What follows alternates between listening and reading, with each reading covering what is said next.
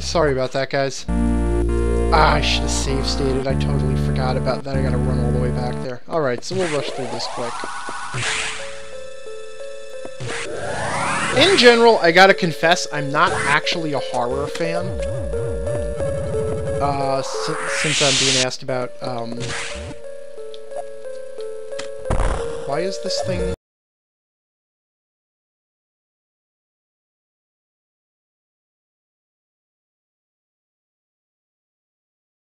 Oh, you know what it did? It saved before I had the conversation with Adam.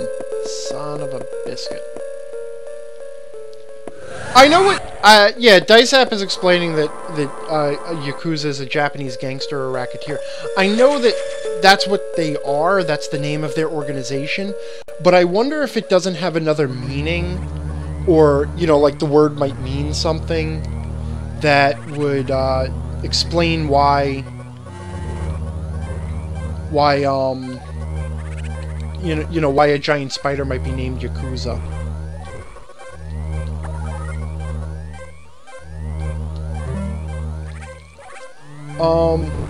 Yeah, DiceApp is pointing out that Eternal Darkness is not horror, it's a thriller.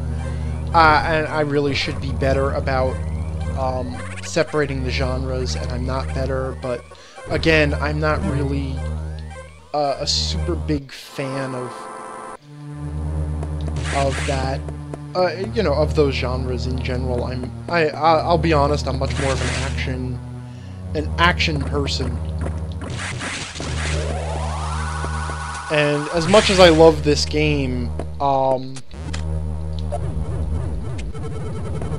I think it's a very effective piece of storytelling, it's a weird game for me to enjoy.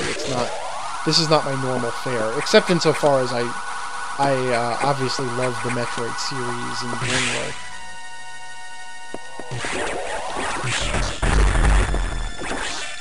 And we'll just see how fast I can rush through this. O-Dog is saying Yakuza means 893. Referring to the worst hand in a gambling game.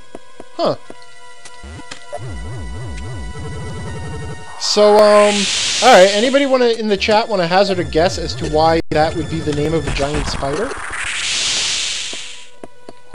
Or a giant spider infested with a semi-intelligent, horrible parasite? Oh, there's the... I didn't see the missing floor panel.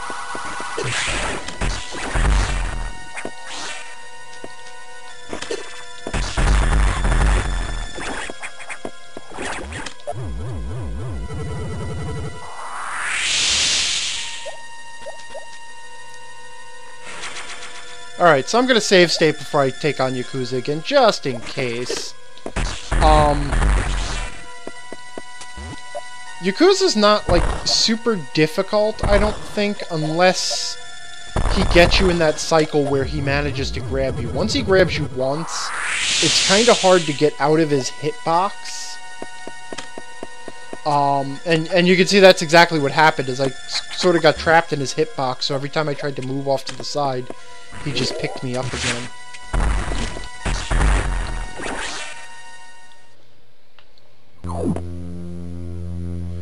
DiceApp is saying that he was called Ghetto in the Japanese version. Okay. It still tells us nothing.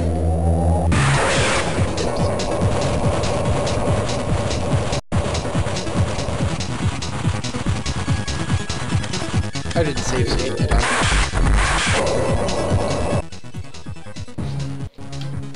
There we go. Just in case.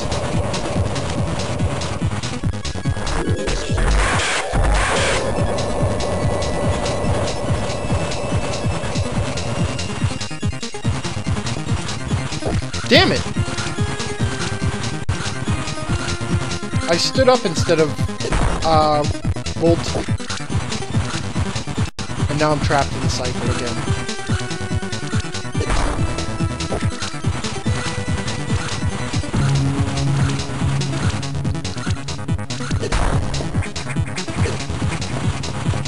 Alright, I got myself free with 150 health left.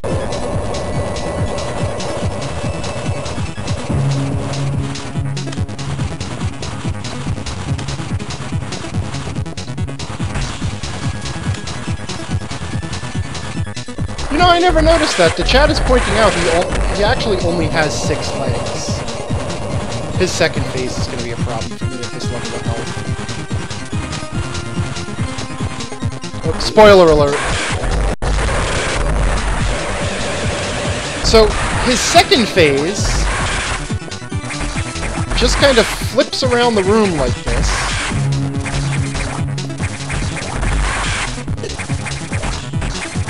Spitting out things. Actually, what's really going to do me in is even if I beat him, the Core X is going to kill me. Alright, let's... one more time. It's just like playing Dark Souls, right?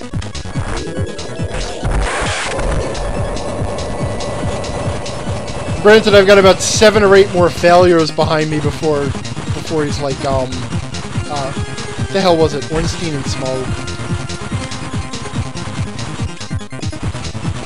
That sentence didn't come out right.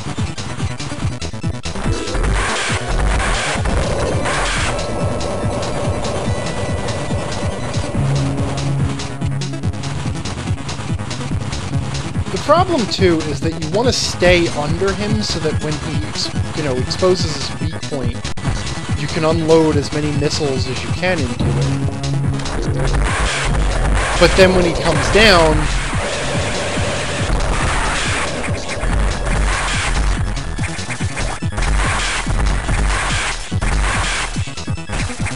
if you can kind of get him hung up against the wall there...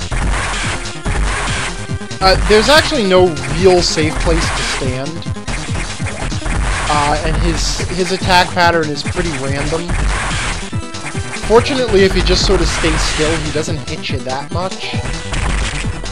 So as long as you make it to that phase of the fight with any amount of health left, you're okay.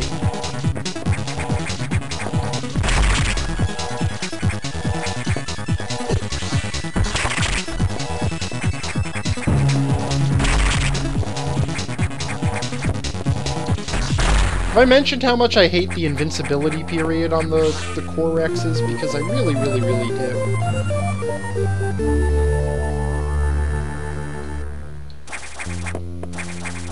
And now, you'll notice I picked up the ability, the space jump ability, which is similar to the ability he was using in the second phase of the fight.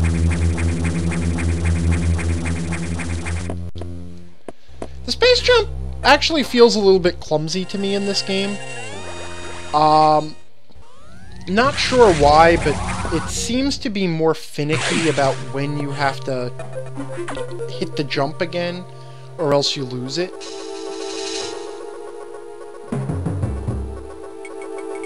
And now I've got my save rooms and my recharge rooms, back.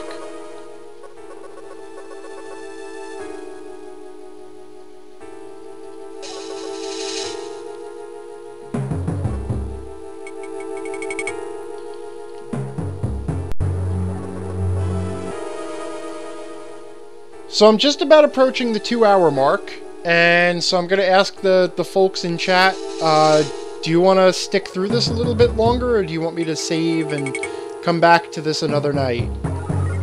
I think it's probably got about another 40 minutes in the game, and then that's the end of it. So I'll leave it up to the chat. If they want to hang out, I'll do it. I got nothing going on in the morning, so...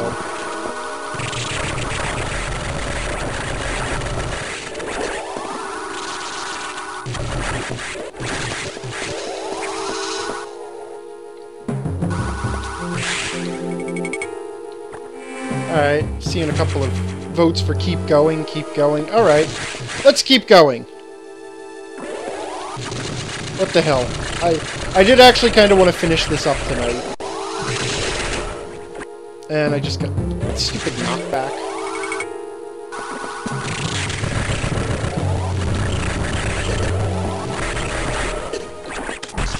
You know what? Have some missiles, you guys. So now we have to track down the source of the vegetation. And thoroughly and carefully searching the room.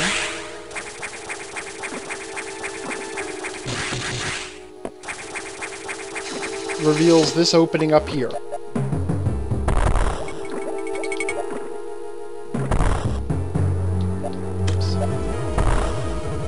And if you look at the map, you'll notice that I've got one of those sideways area transition symbols. And that, of course, the main silo is connected to the tropical sector. You might also notice the music and the heavy footsteps. And because of the music and the heavy footsteps, just in case, I'm going to drop a save state.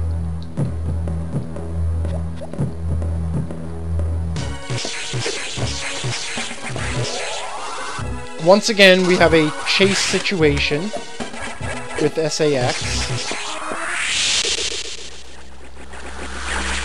And this one is actually a little bit of a tough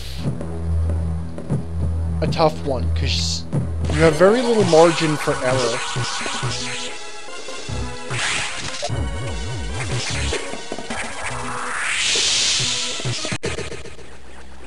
This might take me a few tries. I'm really sorry about this one.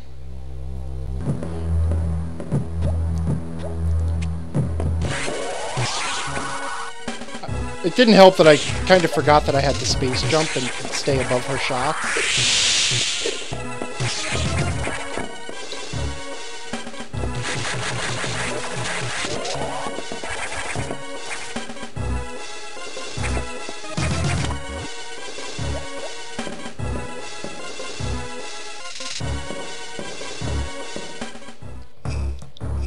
And she really does hit super hard. I mean, she was taking off, I think, about 150 health per hit. So it's a very unforgiving chase, because the game really doesn't want you to fight her. And in fact, if you haven't figured it out yet, all of the stuff with SAX is heavily scripted. You absolutely can't beat her out of order or out of sequence. I'm also really low on health now as a result of that.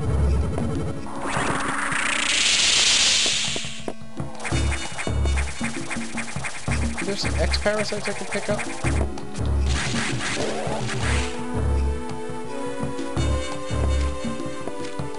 Yeah, Kitmenko in the chat points out that in that room where you hid from her, you can actually go up into the ceiling and get behind her, which is another way you can avoid her.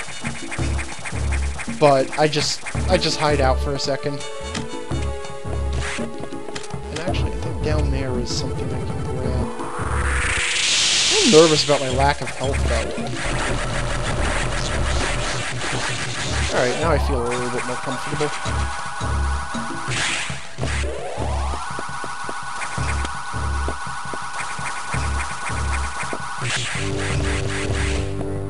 One of the neat things, though, is that the game is, by making you kind of confront this enemy that you can't beat, and failing to beat it repeatedly.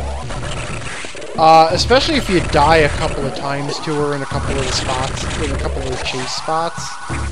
The game really instills in you this desire to beat her. Oh, I can't believe I did that.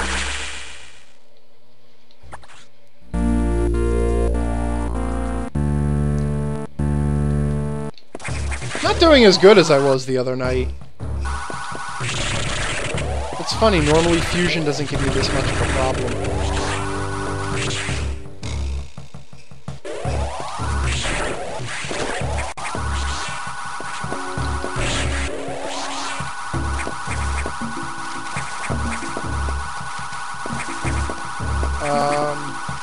Oh, that door's grayed out. I can't go there.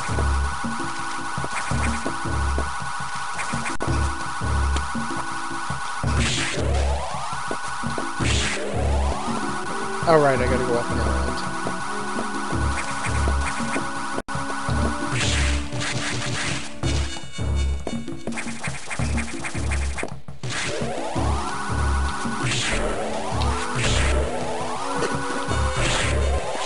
I like that when you hit those guys, you take off their wings. I mean, not like not in a creepy way. Like I don't sit there and say, you know what? You know what's really fun? Pulling the wings off of things. And again, we have the arena makes it a bit of a pain in... Damn it! That thing knocked me right into the water. So this is one of those pain-in-the-ass bosses. It's not actually really that difficult. When the little pollen dots hit you, they cause you to slide back into one of the plants in the ground. Which chews on you a little bit and then lets you jump out. There's also sort of an annoying little bit of a, the plants have this sort of, what do you call it? Like, there's a little bit of slipperiness to the platforms that you stand on, where if you walk a little bit off to one side, then the plants kind of suck you in.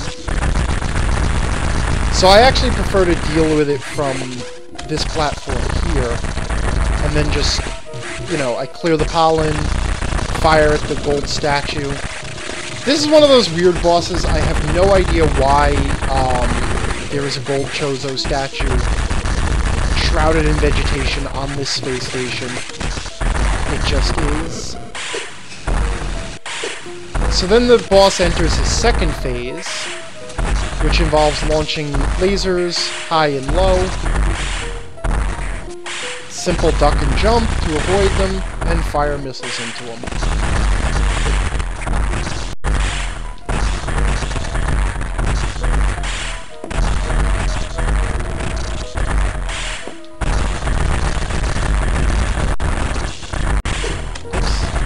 I thought he was exploding.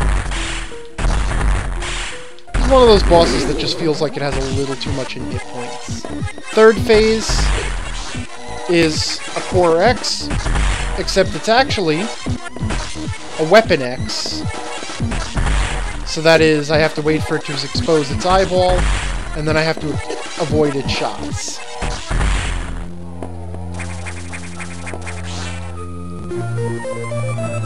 And now I get the Plasma Beam, which, by the way, is what Adam suggested that Headquarters was working on, and that might be powerful enough to defeat SAX.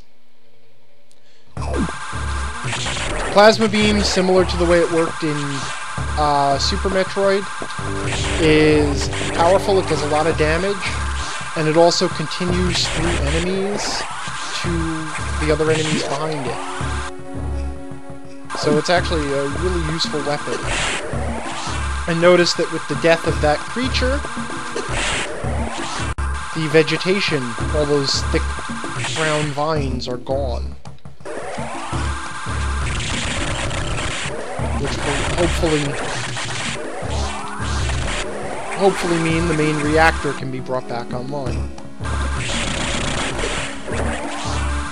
I mention, as if any of you have forgotten the plot, which was really simple, of the main reactor broke, go cut the plants.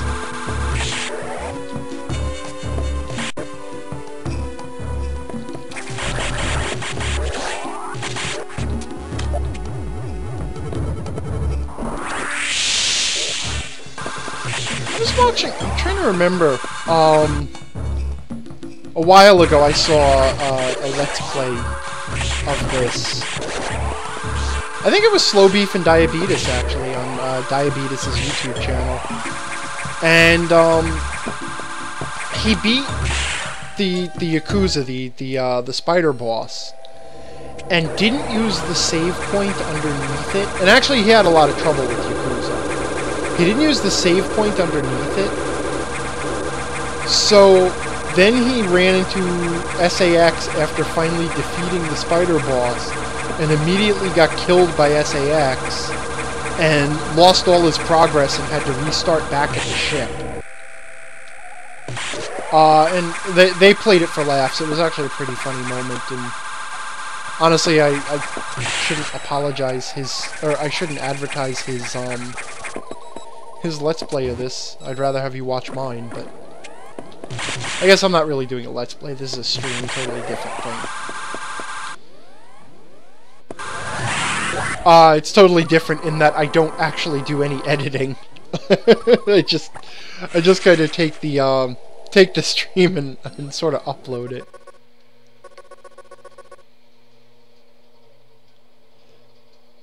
And there's a really neat little implication there, isn't there? That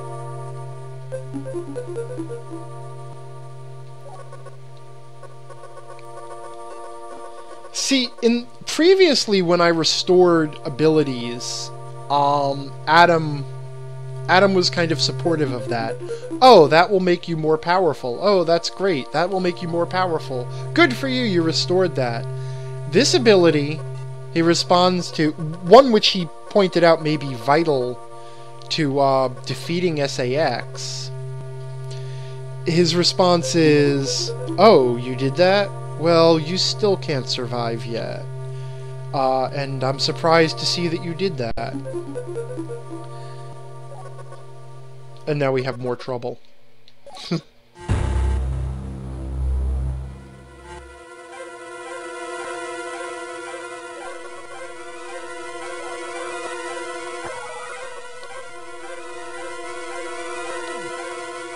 And now it's sending me back to Sector 5, the Arctic sector, to figure out what blew up the data room there. Which again is what Samus relies on for her power-ups. But there is...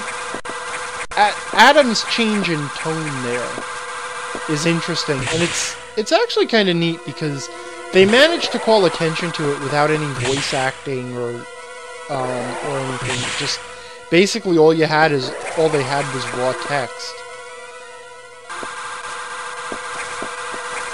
And, you know, the key to that is that they kind of established a pattern. Adam had the same response to pretty much every power-up of, this is gonna help you, this is a good thing, this is gonna help you, this is a good thing. So that when all of a sudden his tone changes to, oh, you did that? That's still not gonna be enough. You start to question why. What the hell was that about? Meanwhile, Sector 5 is where that scary shadow thing was flying around.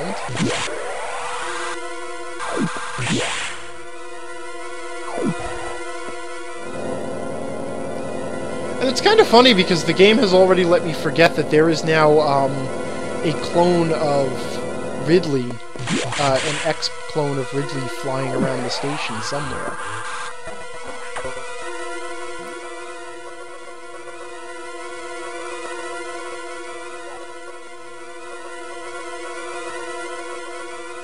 Who named it? Again, he's programmed for dramatic pauses. Them being the least creative scientists in the world.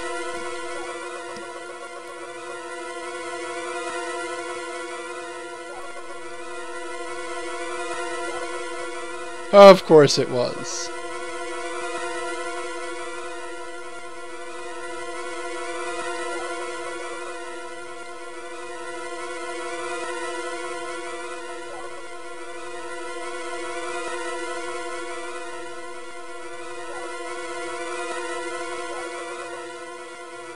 Yes, except insofar as you can't tell me where the thing actually is.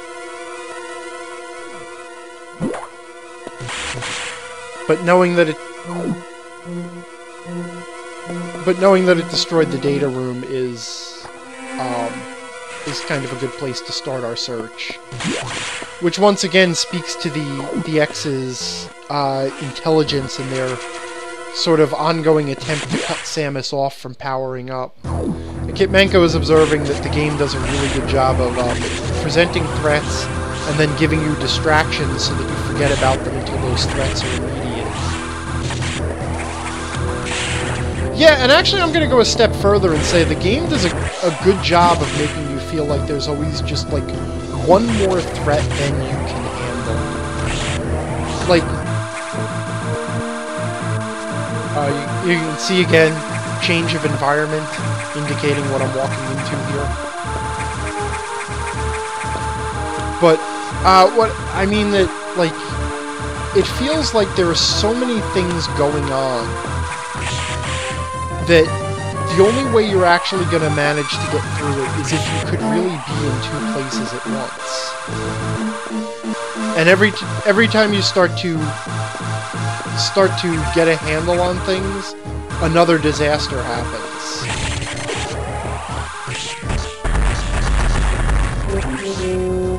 There's a sense of like firefighting about this game. Like, you're not really at any point able to just concentrate on dealing with the threat, which is SAX and the X-Parasites. Because every time you get a moment to breathe and to deal with them, something else comes up. You know? Oh no, now the station's gonna explode. Oh no, the power went out. You know, oh no this, oh no that. And Adam is constantly sending you around to deal with... It's kind of like creating the feeling of, like, plugging holes in a dike with your fingers.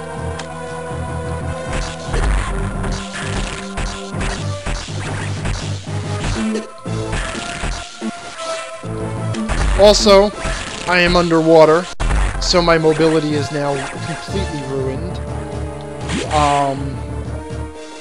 I have absolutely no jump height. I can't move at speed. Well, that's actually a really good point, Kid Meko points out.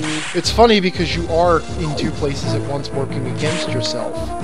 And yeah, that's ultimately what this game is all about. So, no, that's a neat observation. I hadn't thought about that.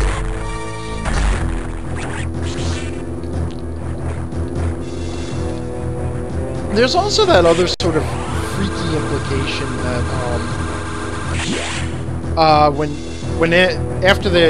after you dealt with the scientist who was overheating the boiler and gonna set off the self-destruct mechanism, where Adam said, you know, I think they pick up the memories and knowledge of whatever they infest. And that's kind of a scary thing too when you think about it, because not only does this thing have all of Samus's abilities, it also has her knowledge, which means it knows her and knows how she thinks.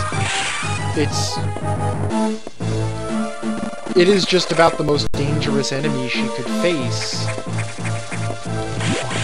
One of these doors leads to a save room, which is very important.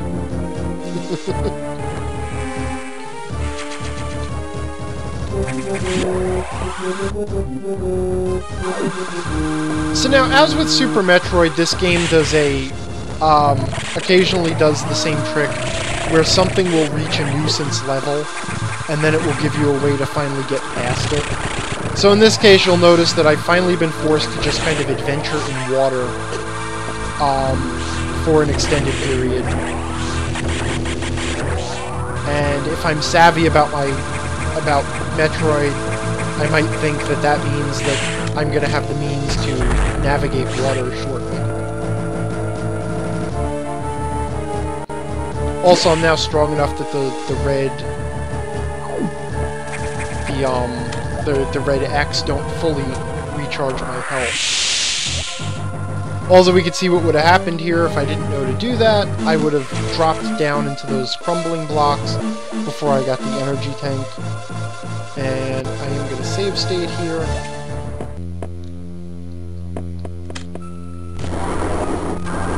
Because this is a boss that actually gives me a lot of trouble, too. This is the nightmare. Biomechanical entity with control over gravity.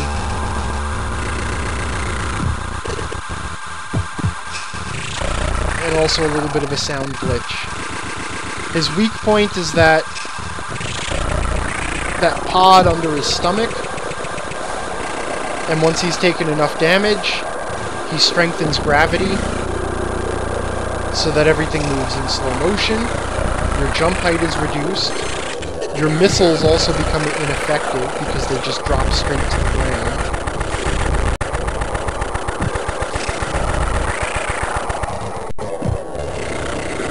And the trick is sort of to stay between his hands not get hit with the lasers, roll into a ball.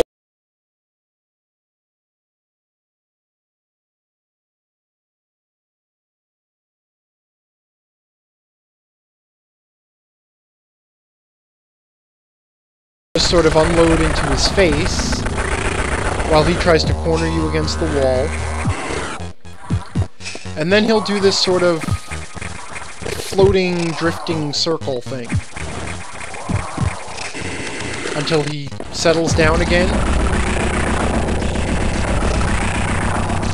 And you unload into him again. I'm not even going to comment at all on the character design of this thing. The biomechanical gravity robot with the mucus face, yep, fine, whatever. I fought the gaping dragon, so, you know, this is nothing. His motion is actually very similar to that of the Core X, which kind of drives me a little bit crazy because it's a motion that I have a lot of trouble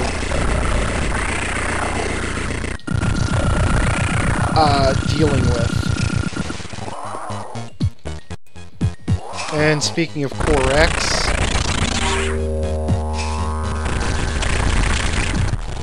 this is one of those bosses that I had a lot of trouble with, and that I tended to not finish with enough health to actually beat the Core X.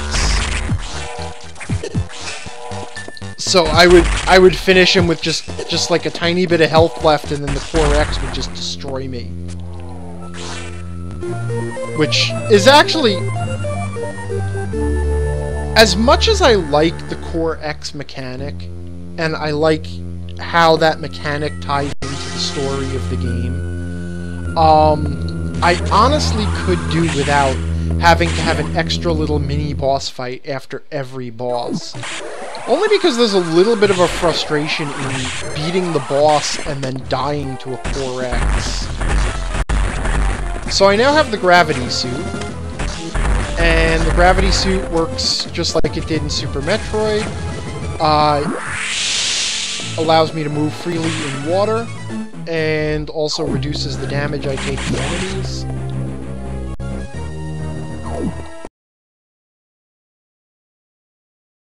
And in fact, that's not... that's not just because I was getting ready to get an armor power-up. Honestly, the enemies in this game hit hard in general. They do a lot of damage.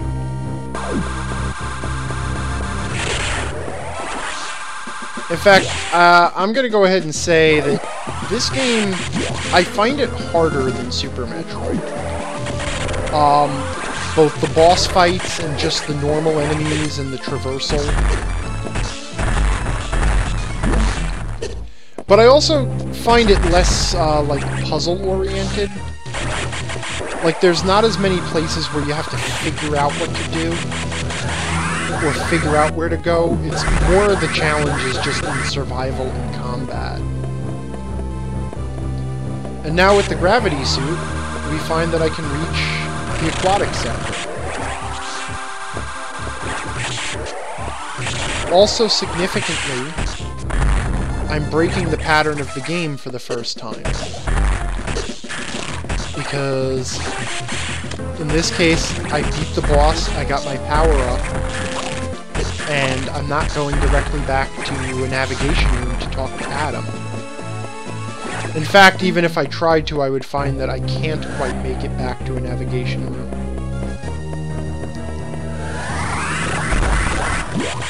Yeah, Dice App is pointing out Prime 2 errors, and yes, that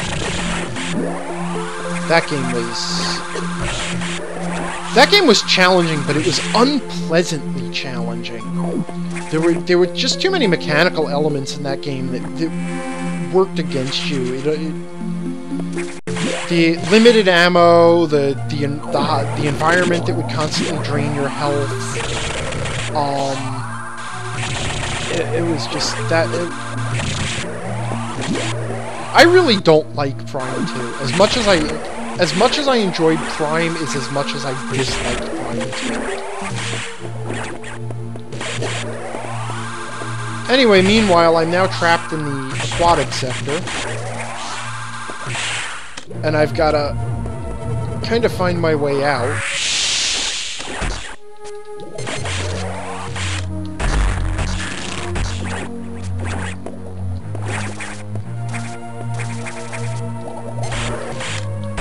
Might recognize those guys as baby dragons from the boss of Meridia in Super Metroid.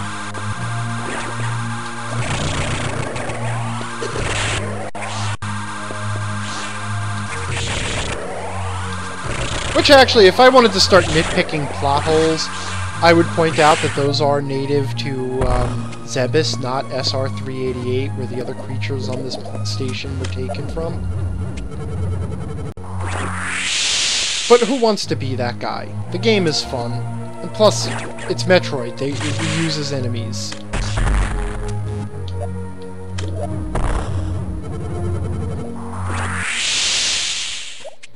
And this is sort of a pain-in-the-ass maze.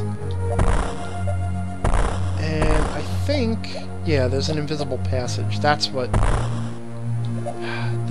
This one's kind of a pain in the ass because it just outright gives you invisible or outright uses invisible passages.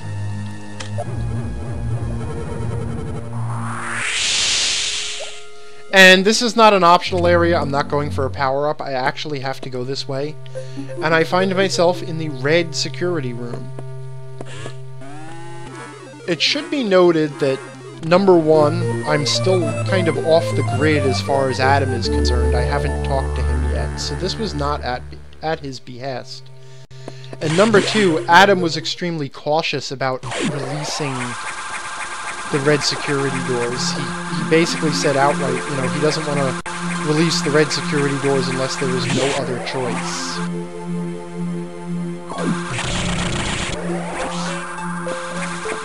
And it's actually, from a narrative perspective, there are story reasons why that's important, and I'm not going to spoil them. But at the same time, what is also important is the fact that I've now taken myself off the rails. I also got myself killed. I didn't save after I opened the red security door, did I? Oh, god damn it. What the hell was I thinking? I'm out of health.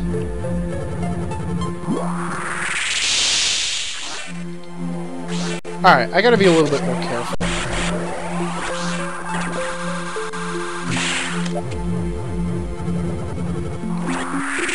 I definitely recommend playing the Prime games. Gremlin is saying she's gotta give the Prime games a try. I definitely recommend the first one. The second one, obviously, I found very arduous, as I just said. And the third one, honestly, the control scheme prevented me from getting through it. And I never went back to it. Also, it was on the Wii, and I no longer have a Wii, so... But the only reason I'm actually going to play Metroid Other M is because I'm kind of house-sitting this week, and so I'm going to have a Wii at my disposal. And I have always wanted to go back and just play Other M, and, you know, just see what it was really about. And like I said, I know the story. I've watched the entire theater mode, so I know how the game plays out. Basically, at this point, the whole game has been spoiled for me.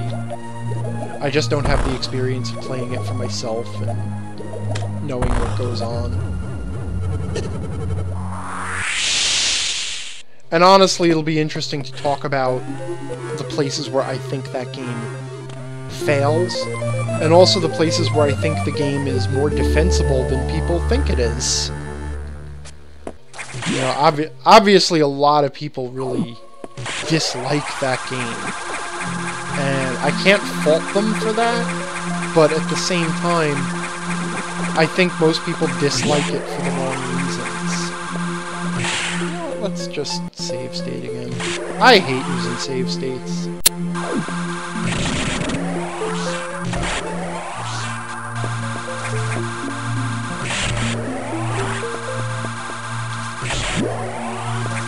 Then I also don't have as much... I also generally don't have so much trouble with,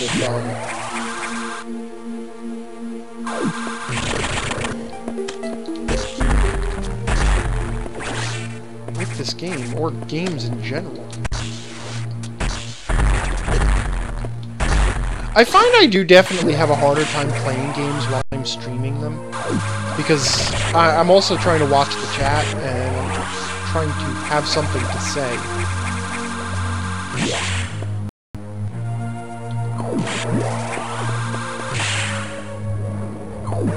So it actually takes a lot of multitasking. And I'm actually kind of coming to realize now that there's a lot less to discuss in this game than there was in Super Metroid. I mean, it kind of does many of the same things that Super Metroid does, but where it really innovates is in those moments of plot.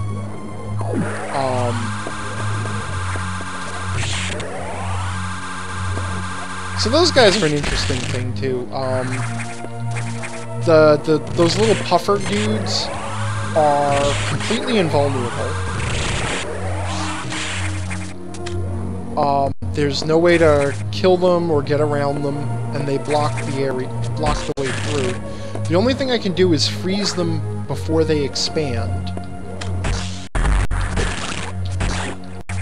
And then work my way past them.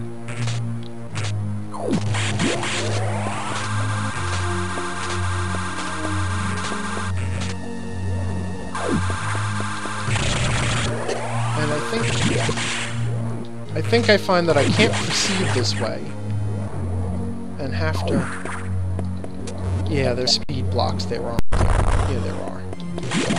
So you actually, in order to proceed here, because that upper path is blocked by the puffer dude, and this path is blocked by those invincible plant things. So the way to proceed is through the speed blocks like so.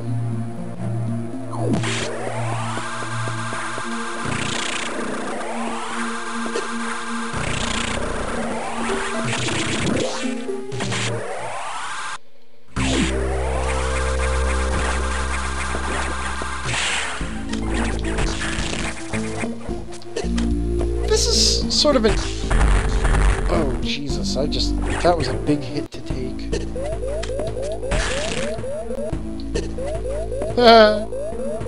I just screwed myself, didn't I? Okay. I have, like, no health left. And I can't quite get around those guys. I am so screwed right now. I don't want to go back to the save point. I'm getting tired. I probably should have called it a night.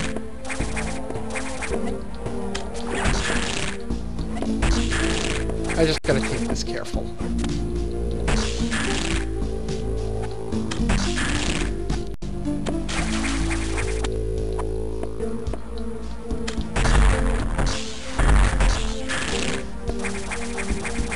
There we go.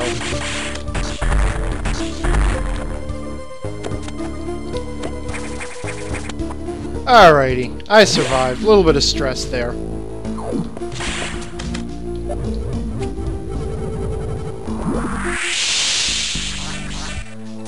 Really could use a recharge room, though. Though actually, looking at the map, in case you're curious as to where I am, I came back in the bottom of Sector 4, the aquatic sector. And now I'm at the data room that Adam said that I can't use because it was sealed behind a level 4 door, and he wasn't prepared to release those locks. And I find that I have a new missile ability waiting for me, ready to be downloaded. This is the diffusion missile. Holding the missile button allows me to charge it up, and then when I launch the missile, it spreads ice across the whole screen, freezing everything on it. So you can see those little puffer guys that are blocking my path. You can freeze them in place and get past them. To be totally honest, the diffusion missile is one of the more esoteric abilities. It doesn't feel as organic as the other powers in the,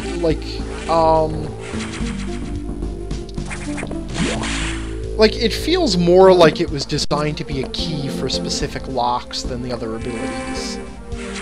Kind of like in Zelda Twilight Princess, the spinner thing. That was another one of those abilities that was designed for very specific applications, and so it didn't feel like a natural tool. Anyway, I'm finally back to a navigation room now.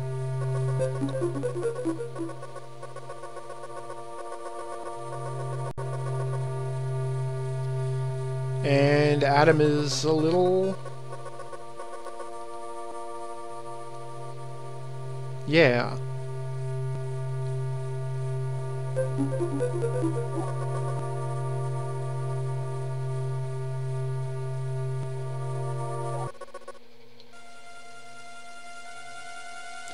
Again, excellent musical cue there.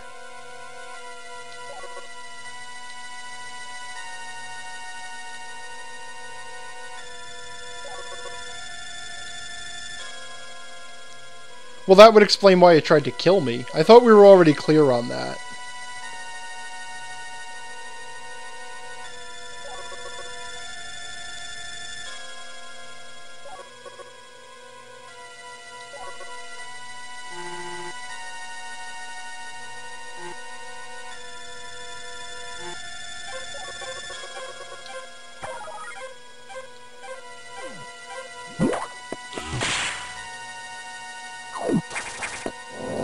Alright, so the security robot, the BOX that I didn't pick off last time.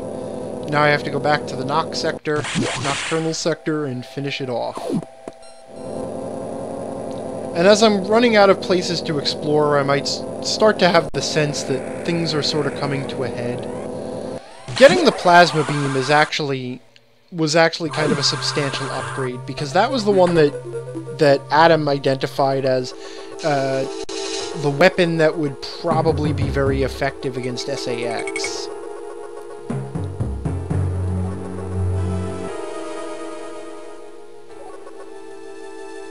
Of course we have another problem, because you can never have just one problem.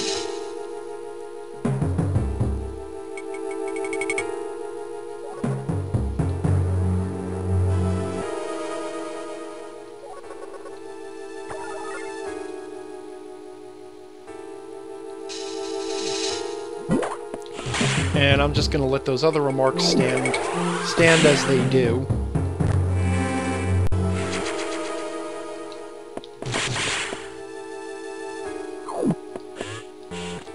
And again, Adam's tone has shifted into a much more blunt and sort of authoritative tone than it had previously adopted. You may notice that it stopped talking about how fascinating the SAX is and analyzing what the X are doing, and now he's just dropped into these commands like, it's tracking you, get out. Whereas before, Adam would have said something like, the SAX seems to be hunting you deliberately, and I find this really fascinating. It shows an intelligent predatory pattern. But now it's hunting you, get away. Deal with this problem and run. Again, also, he had the tone shift when I revealed another power-up of, that's weird, why, how did that happen?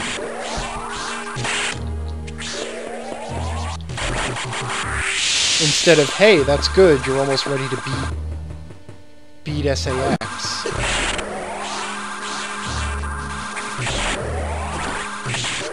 And I'm not trying to do spoilers or anything. I'm trying to avoid spoilers.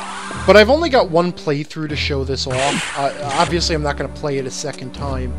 And some of this stuff is the sort of stuff that becomes obvious the second time you play the game. So, you know, there's a lot... unlike, trying to think what I was trying to say there. You know, Super Metroid rewarded replay by hiding items and offering you the chance to do more completion of the game. And Metroid Fusion actually encourages you to replay in different ways. It still offers you, oh, I thought there was a secret passage there, but there was not. It still offers you the ability to change the ending you get in a very slight way, based on your item collection. But this one actually changes based on how few items you collect. So the fewer power-ups you beat the game with, the better the ending you get. So instead of enticing you to explore, it's enticing you to challenge yourself. It's enticing you to make the game more difficult. At the same time, because that might not be enough to get someone to play the game through, there's actually a lot of subtlety to the mystery as it's being revealed that that you can kind of catch on the second playthrough. No entry without authorization. Whoops. Warning, no entry without authorization. And I find an area... Well, I can't enter anyway because my beam can't pass through the wall, so I can't activate the sensor.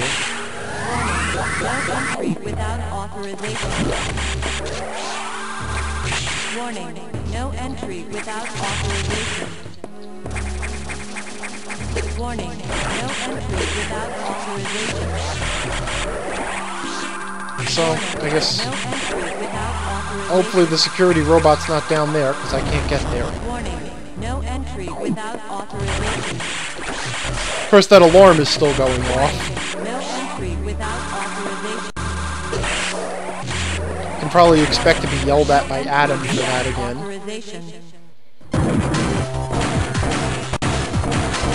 Now, when I passed through here, there was handholds in the ceiling that are covered up now. But by using a super bomb, I can expose them again, which is important because one of the easiest ways to deal with BOX Mark II, or Fight 2. The fight's not much different. You still have to hit him right in the brain. He still jumps around and slides around, but instead of the fire bombs, now he launches missiles at you, which are pretty easy to deal with just by shooting them down. And what I've found is that if you actually just hang out here in this spot,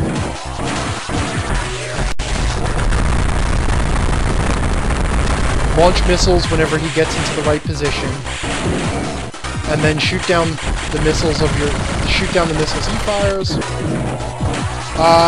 he is an extremely trivial fight.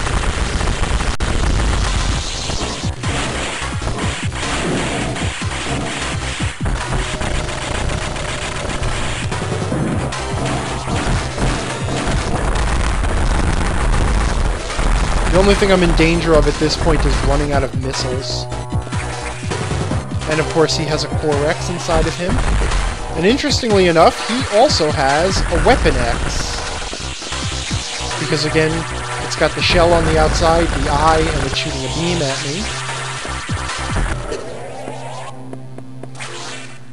And from it, I get the wave beam. And now my beam will pass through walls. No entry without authorization. And allow me to no entry without open gates from the wrong side. And isn't that interesting? No entry without authorization. And you might note that the security robot does not actually appear down here, or here, until after I've found that security door that I'm not allowed to go through. Without authorization. And now I suddenly have the means to go through it. So, that's not a very subtle cue. Also, because I got in there by the way of those crumbling blocks, I can't actually get out of this area except by going through the restricted area. Of course, I'm not supposed to go in the restricted area. No entry without authorization. But you know what? I'm already in trouble for opening the red doors. Warning, no entry without authorization. Warning, no entry without authorization.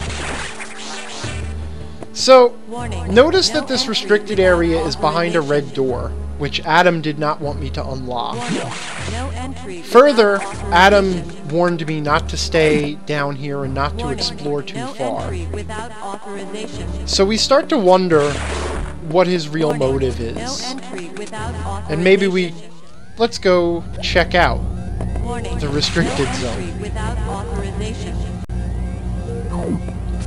Warning, no entry without authorization. Warning, no entry without authorization. Warning, no Yes, I entry get it. without I'm not allowed in. authorization. Warning, no entry without...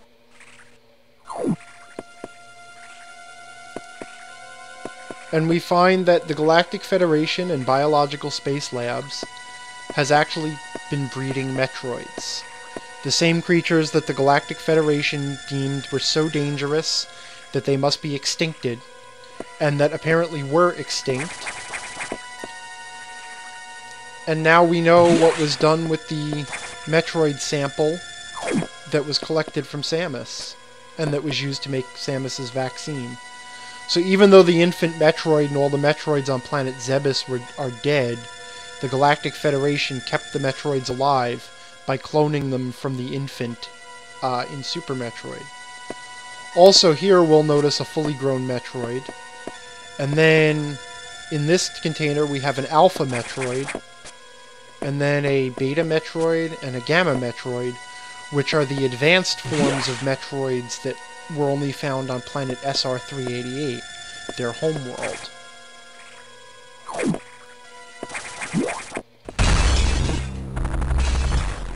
We'd like to check more, but that terrifying noise and explosion draws our attention. Fire alert. To be locked down. 60 seconds to isolation lockdown.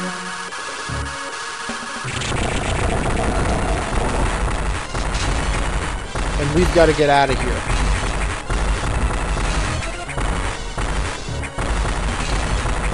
50 seconds to isolation. Now those lockdown. Metroids will not hurt me. I'm sort of immune to the Metroids now because I am part Metroid. But they do bump you out of the air. To isolation lockdown. Oh, come on now, really? 30 seconds to isolation lockdown. Damn it, that was a pain in the ass. So they bump you out of the air. And then because the Metroids escape, that section of the laboratory is released and destroyed. So what was going on there, in case you kind of missed it, SAX, or the X-Parasite and the Metroids are natural enemies of each other. So by opening the red doors, I allowed the X-Parasites and SAX to get into the restricted laboratory where they could finally attack the Metroids, and of course the Metroids fought back. And then when the Metroids broke out, the laboratory's containment system ejected the section and blew it up. And I was never supposed to know that the BSL was breeding Metroids.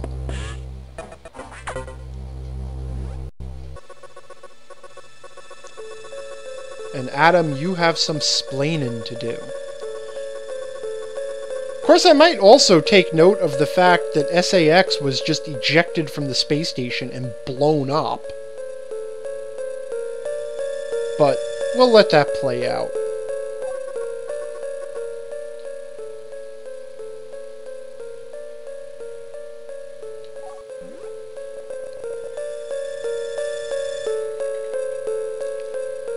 It's interesting to note that for the first time, Samus has both a dialogue box and an image in these scenes. Whereas before she was passively taking orders. It sort of indicates a change in the dynamic, a change in their relationship. Because Samus is here, she's present, she's in this dialogue. It's no longer a monologue.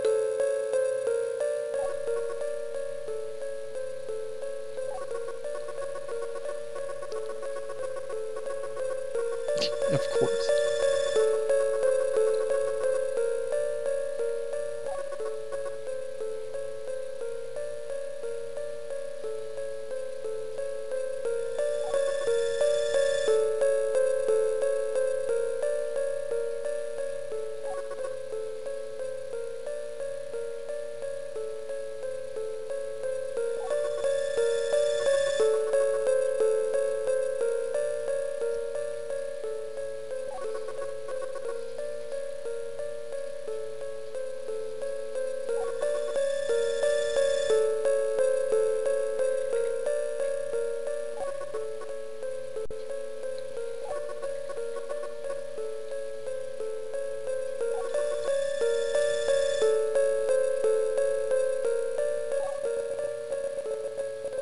And Samus finally speaks.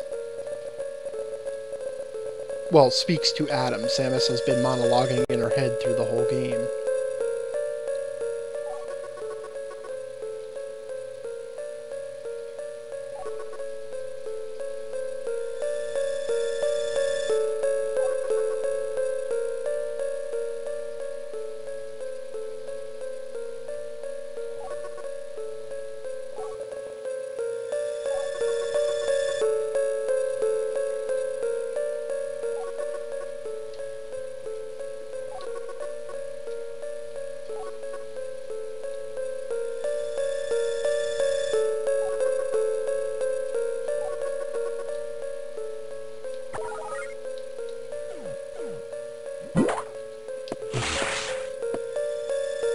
So a couple of big bombshells in that conversation.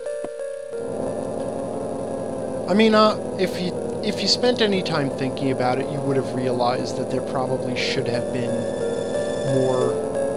more SA-X, considering how the X reproduce. But it's still it's a neat surprise. It's a neat bombshell. It's a neat twist. Because now it's no longer even about a boss fight. Whereas before you would think, okay, at the end of the game I'm going to fight SA-X. And now it's like, oh, SA-X got blown up. Okay, I don't have to fight her. Oh wait, there's 10 of them.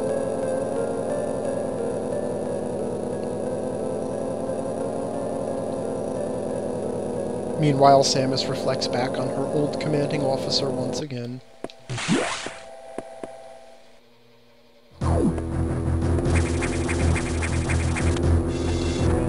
Now, if I'm curious where I am, I'm in Sector 1, SRX, the SR388 ecosystem, which actually is an appropriate place for the Metroid breeding program to be connected to. Because as Adam pointed out, it is the perfect place to breed Metroids.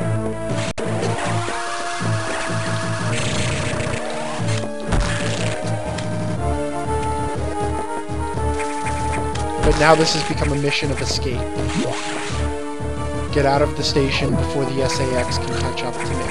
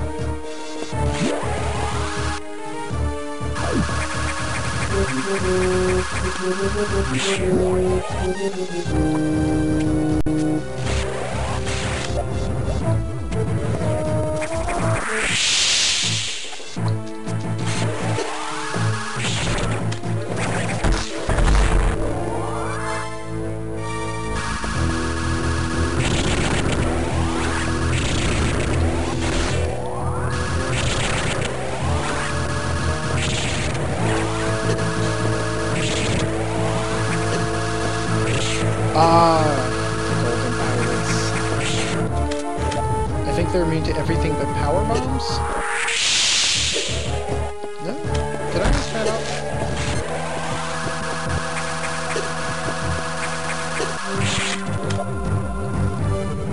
I cannot remember how to deal with the golden pirates. Oh, right, you gotta hit him from behind. Okay. Come here, all you little health pellets. I need you desperately. I took too many hits trying to remember how to beat those things.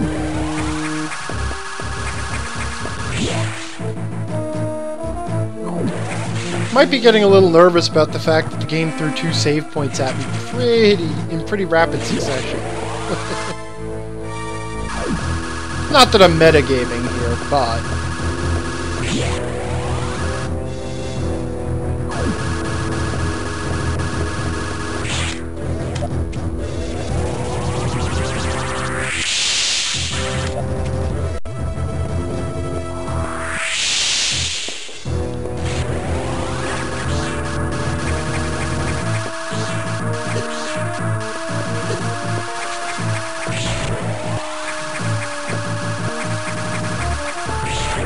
There we go, that was handled just a little bit better.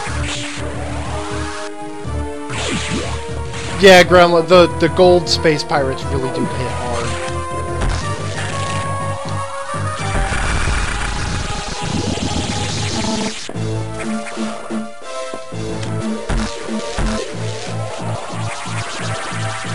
Also, this is kind of a little subtle thing, and again, it's more of a little bonus thing for players of the old Metroids. But you might notice that this area looks a lot like Turian, which was the final area of the original Metroid and Super Metroid.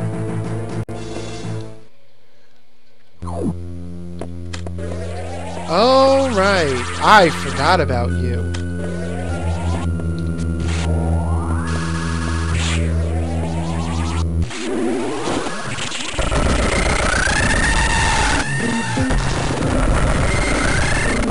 So now we have to face Ridley X. Which you may have forgotten about at this point, but the game sure did.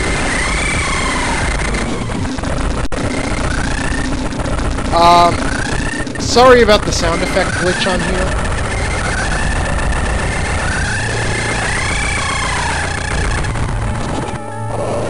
I actually find this to be kind of a neat fight. So, Ridley attacks with the fireballs, and he tries to stab you with his tail.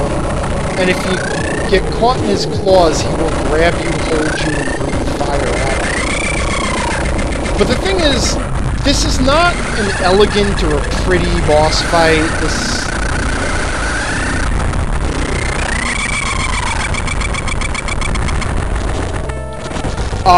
This is just a nasty sort of pound away at each other boss fight. This is just sort of a visceral...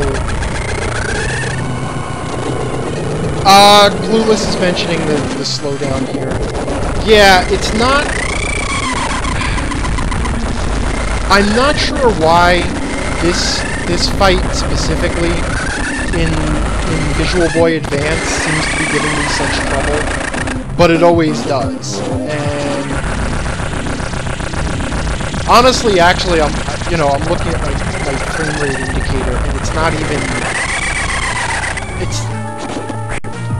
It's not really a slowdown in the frame rate. I don't know if there's something that's just buggy about the ROM or the emulator.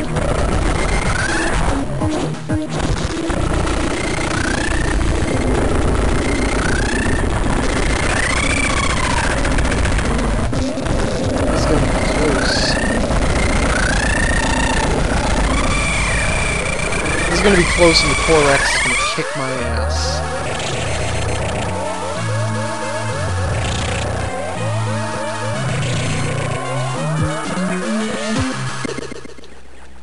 Damn it!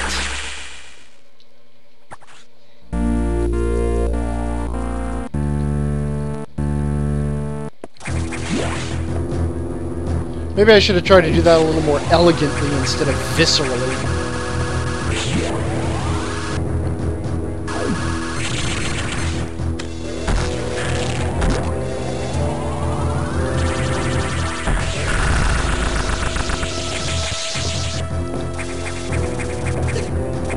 And again, maybe I should have just used a save state there. But live and learn, right? Alright. These things happen.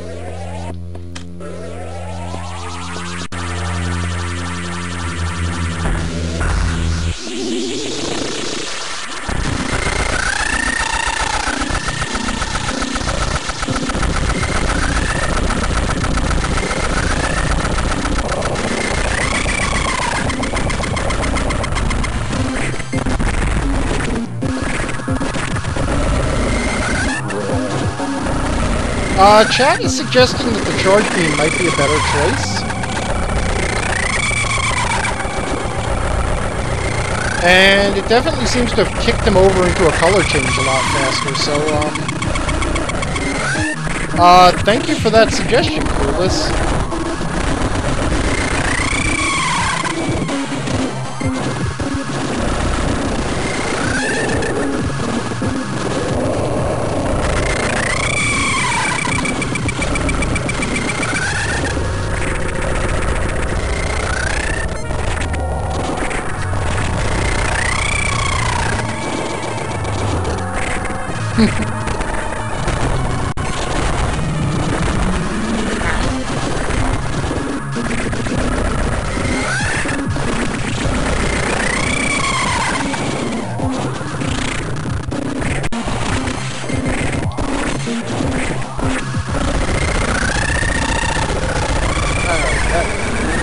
Yeah, okay, so the charge beam really,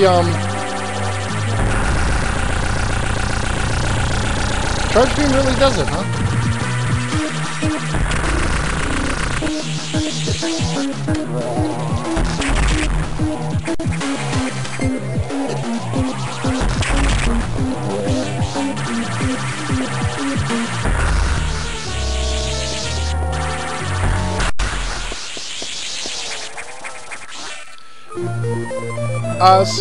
Clueless in the chat has mentioned that he's been practicing speedrunning this game. That would be really neat to watch. I love to watch speedruns of this game. Obviously, I'm not good enough at the game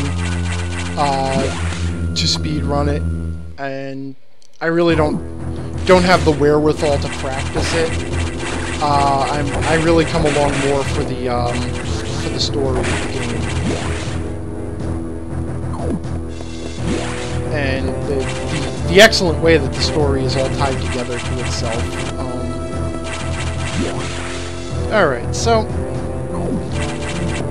having defeated Ridley X, I'm gonna go back and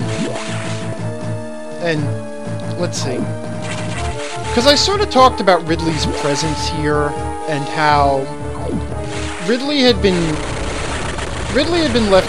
supposedly been killed for realsies in Super Metroid. You know, because when you blow up the planet someone is on, that kind of does it. And the official Metroid canon is that that's Ridley's official death. So, the implication, because the game never really outright says it, is that the Ridley on this station was a clone. And just in the same way that the Federation had cloned the Metroids, they cloned Ridley from residue that was collected from Samus's suit after her previous fight with Ridley.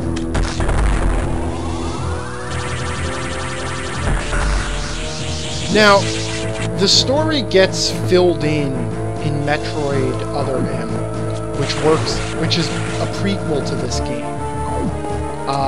Metroid Other M basically serves to bridge the gap between Super Metroid and this game.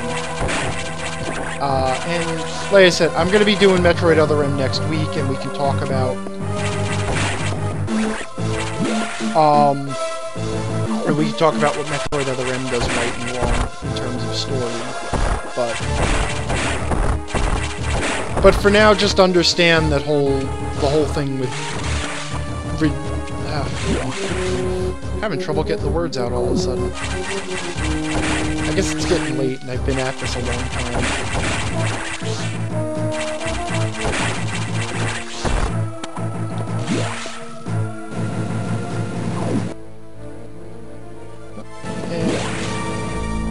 did I?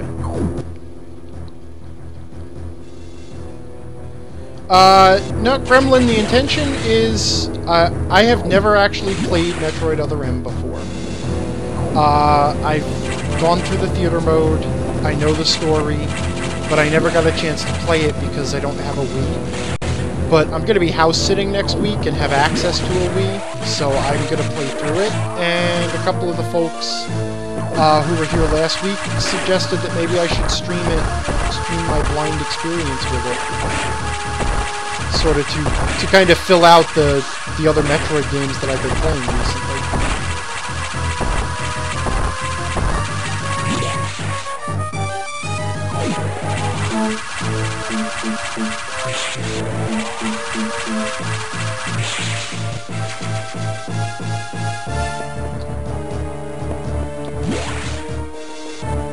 And just like in Super Metroid, the gravity beam or the gravity suit protects me from lava.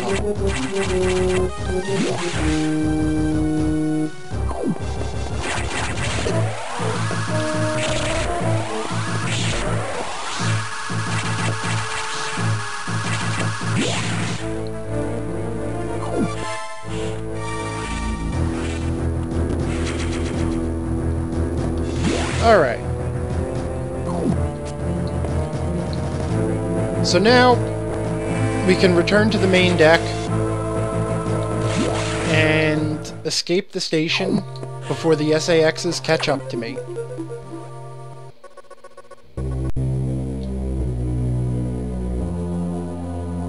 Though the dramatic chord indicates that there may be some sort of disagreement with Adam.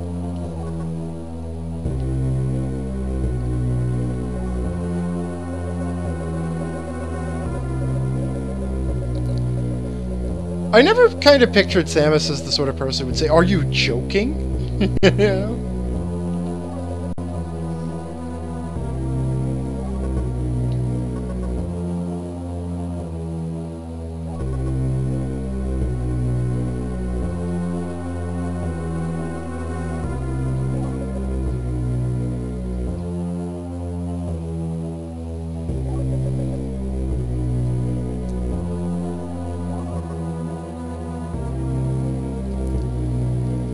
And again, it's interesting that Samus's basic understanding of X still begins and ends with, basically mindless monsters, despite all the evidence that Adam has presented to the contrary.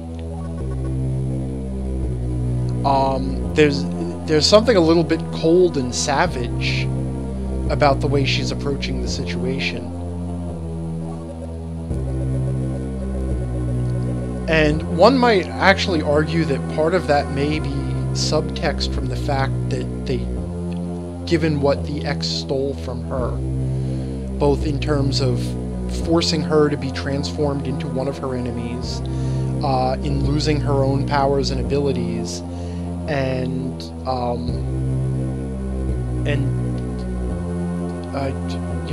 of course facing SAX as she did.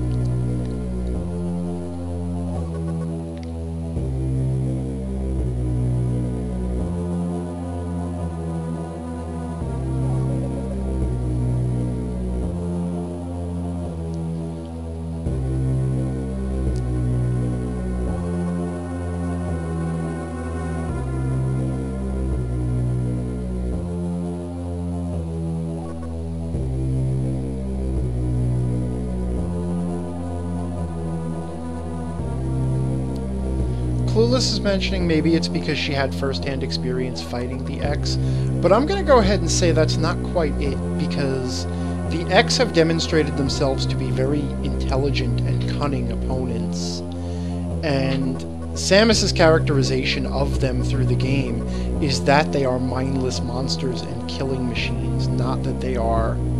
She doesn't give them any credit for their intelligence or reasoning ability, even though they obviously have it. And that's the point I'm trying to make. It's not so much that she thinks they may be worth saving or that she may show them mercy. It's just that she refuses to accept them as intelligent beings at all.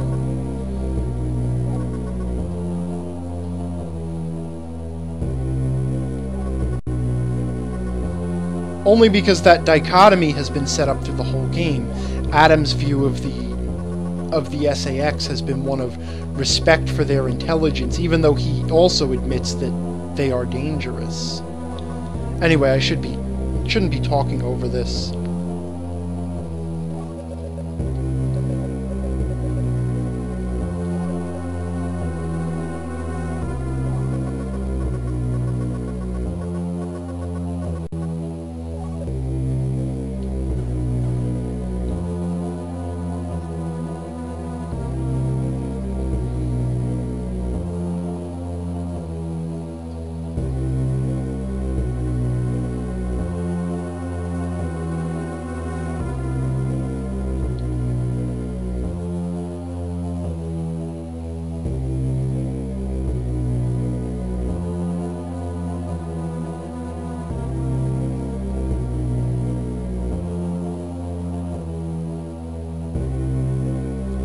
And again, actually, if you look at everything the X have done, they have basically done to eliminate Samus and the Metroids, which is purely a survival instinct and purely a defensive instinct.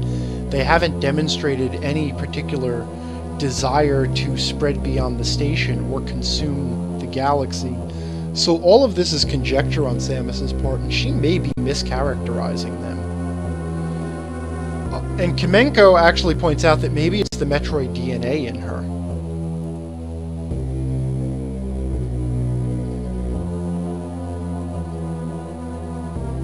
Also, that line there is a really chilling line. I must send them to oblivion.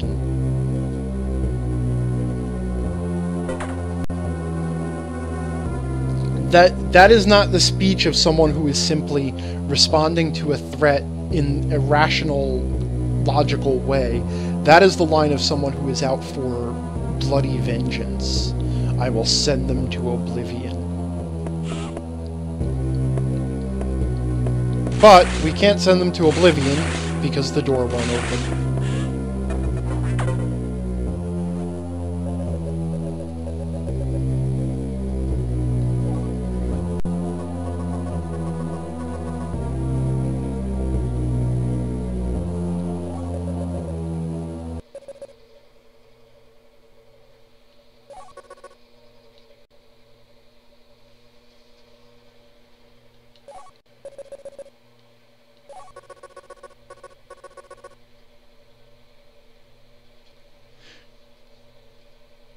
Don't you hate it when your partner screams out another AI's name? Sorry, Adam was not an AI.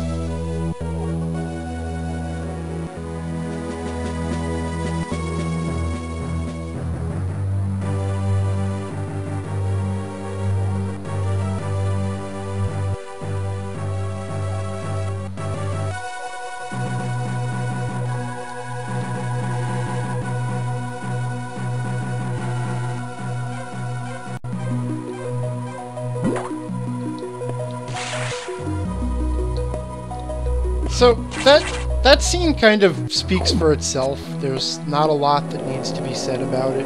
It sort of pays off everything that's been built up through the whole game fairly effectively. The interesting bit at the end is where the AI uses the line that Adam always used. You know, any objections, lady?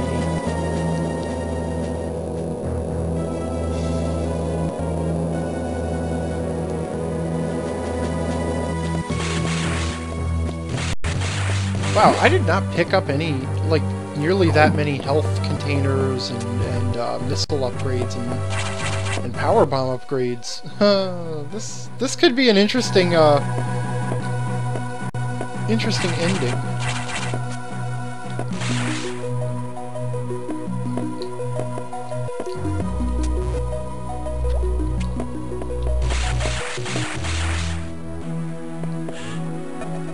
I don't really need to talk to you again. So, we already discussed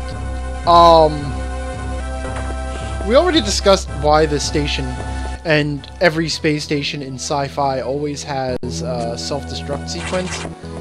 Can we talk about why this biological space station has a powerful enough self-destruct sequence that it can vaporize an entire planet if it's too close to it? Because that seems like it would take a hell of a lot of explosives.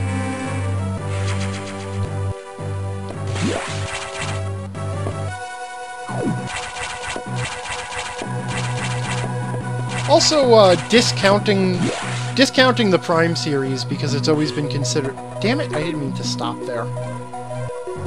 No. Did I save recently? It's okay, I can get save states. Discounting the Prime series, this will be the second time that Samus has destroyed an entire planet.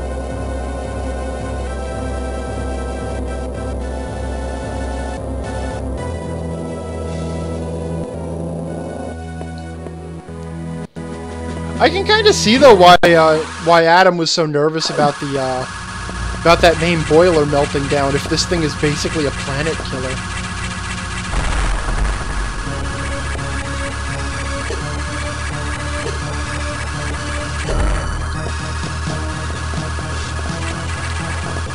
And now we have the final confrontation with SAX.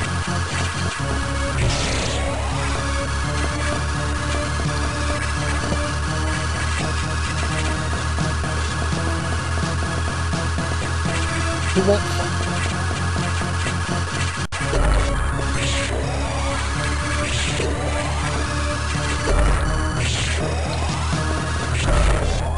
Now, SAX jumps around. She has the same screw attack you do. She has the ice beam, which is very powerful against you. She hits pretty hard. But if you can kind of get her to follow you into a loop, like this, you can make this fight go a little bit easier.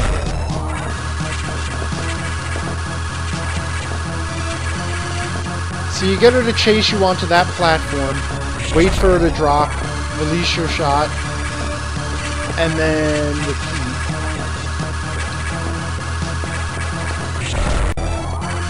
And her AI seems to be pretty easy to trap in that pattern. Though every once in a while it breaks.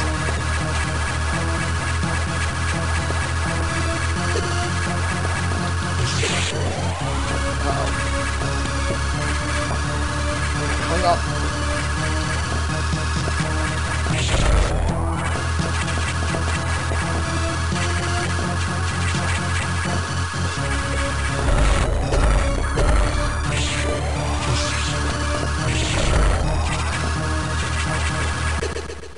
Yeah.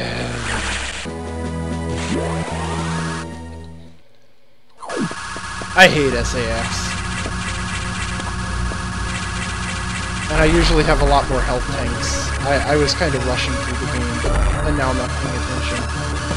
Alright, come on. Up there.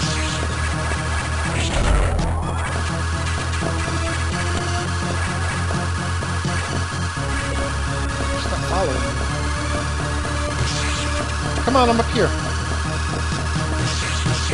Oh, that's cheating.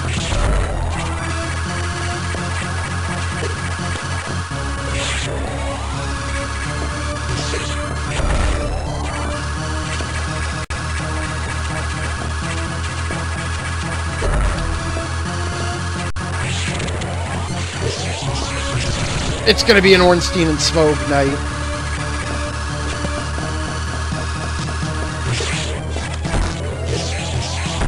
Yeah, I know she can be frozen with ice missiles. I just find that that doesn't really get me much.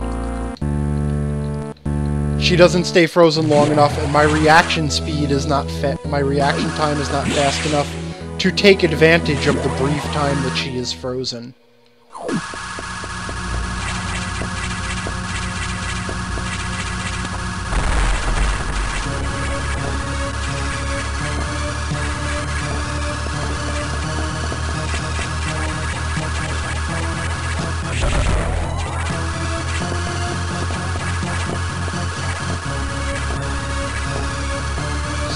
Confused.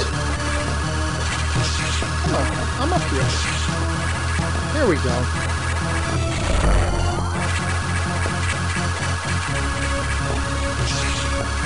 I prefer to just sort of trick out her AI.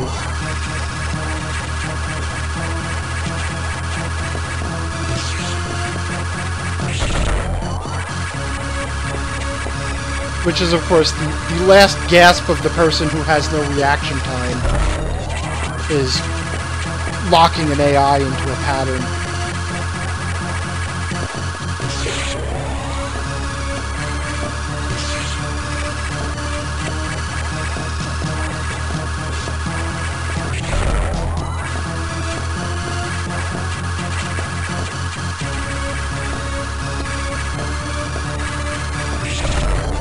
It's been a while since I did this. I used to have this down to a science.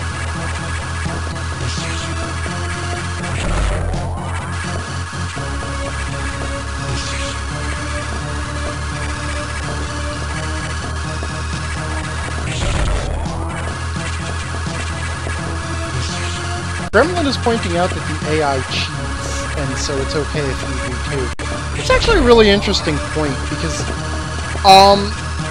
it's actually kind of important in video games that the AIs that control the enemies cheat, because otherwise they could never provide enough of a challenge for a human, really.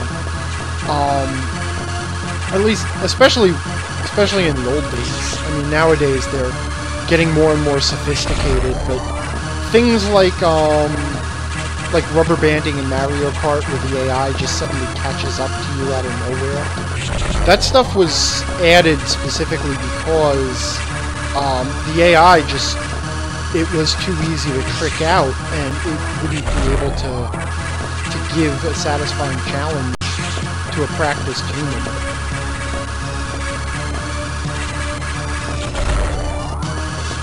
Ha! So, for absolutely no reason whatsoever, SAX then mutates into this. It jumps around, tries to land on you. While you are in screw attack form, jumping, it can't hurt you.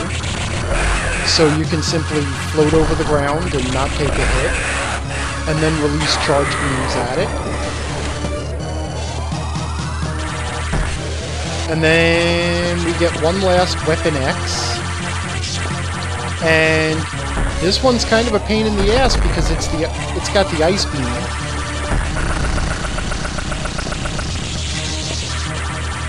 Which still hits really hard.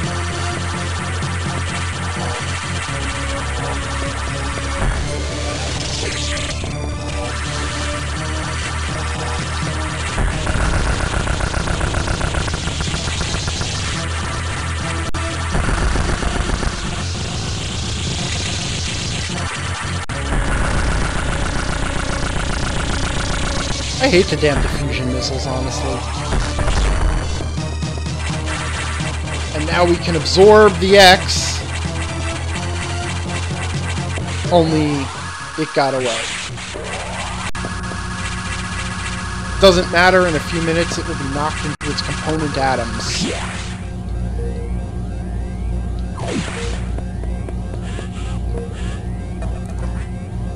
Propulsion sequence activated. Destination, planet SR-388. I like that SR-388 is just one of the presets for the space station. 388. That's like channel 3 on the dial.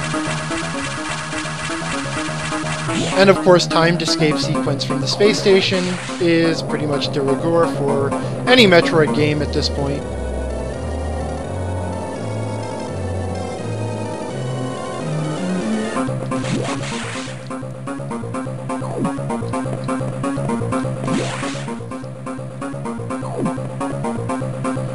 Surprised Adam didn't want to stop me and talk about it, have a little heart-to-heart about what just happened.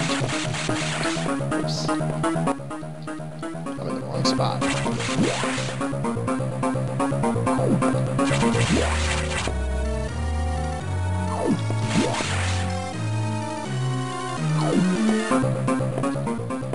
See, it's actually kind of funny because the game could have actually gotten away with not having you fight SAX based on everything that had happened.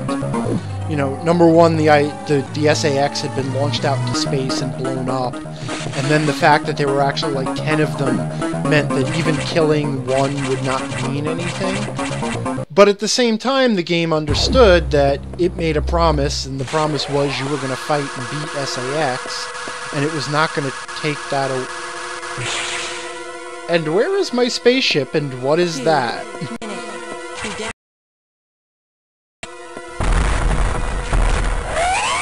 And that is an Omega Metroid, which just one-shotted me.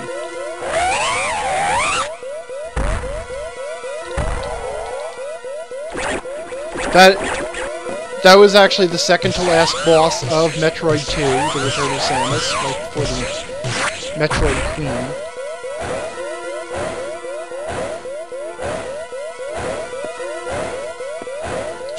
And now I can absorb the X-Parasite and gain all of my powers back from the X.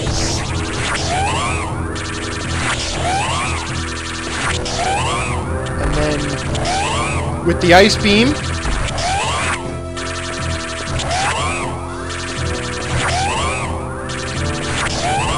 which of course all Metroids are vulnerable to ice.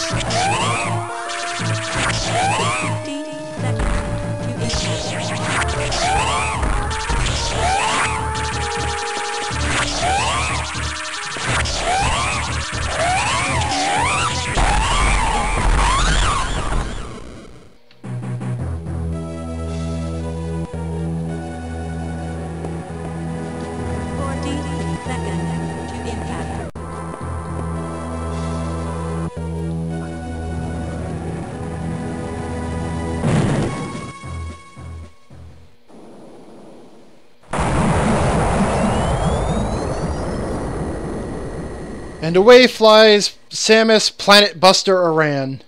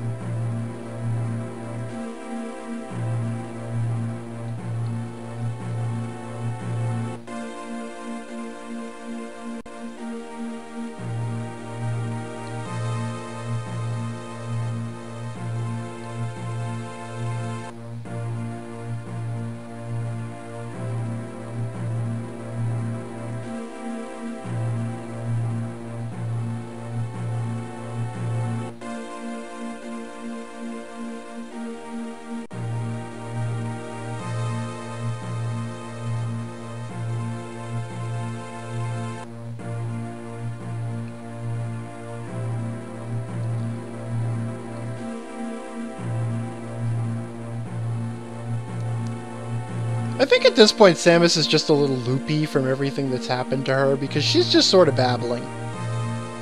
Kind of like I did for the last, what, 45 minutes or an hour or so of... I kind of lost all of my threads of thought and...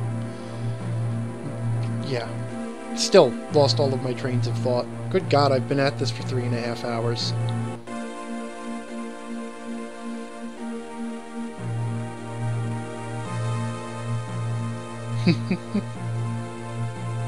Gremlins is coming off that adrenaline high.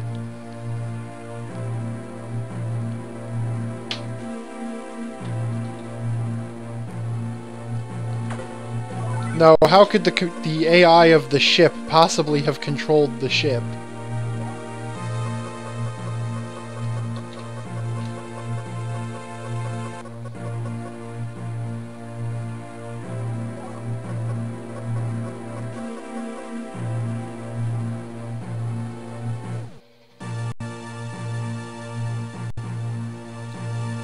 See, I told you it was important that they could pilot a spaceship. Of all the plot threads, of all the plot points to keep was the, oh, and by the way, the Edakuns and the Dachora can somehow pilot a ship. Yeah, Kimneko says, so he can open hatches, but he can't fly the ship. Right, and those guys can fly a spaceship, but they can't open hatches. So, between the Edakuns and the Dachora, you have one functional being. So, in the end, that's Metroid Fusion. As far as the gameplay goes, it's fun, it's challenging, but Super Metroid definitely has it beat, especially in terms of exploration and just of pure scenario design. But from a story perspective, Metroid Fusion really does a fantastic job of demonstrating tension, pacing, and of building up a really great villain and bringing it to a satisfying ending. And that's the only reason I really wanted to show it off following Super Metroid, because it took the same basic ingredients as Metroid, but it did something completely different with them. And I do understand the fans who dislike Metroid Fusion. I understand that there's definitely a feeling of more of being on rails. And it's actually kind of neat because the game almost has to do that. Because toward the end, when you break off the rails, when you get the power-ups that Adam didn't want you to get, when you open the red doors, when you find the restricted area, because you have been following the rails and because you've been following orders the whole game, that feels more significant. It feels like you're breaking out of something. And the moment where they show Samus in the dialogue screen with Adam, where she doesn't really have any lines of dialogue in the first time, she's just there, is kind of an indication that she is taking back control of her own destiny now. And then of course she finds an ally in Adam. And bullshit, 2 hours 45 minutes? I was at this for 5 hours. How the hell did it come up with that? And it wasn't like I reloaded save states that many times.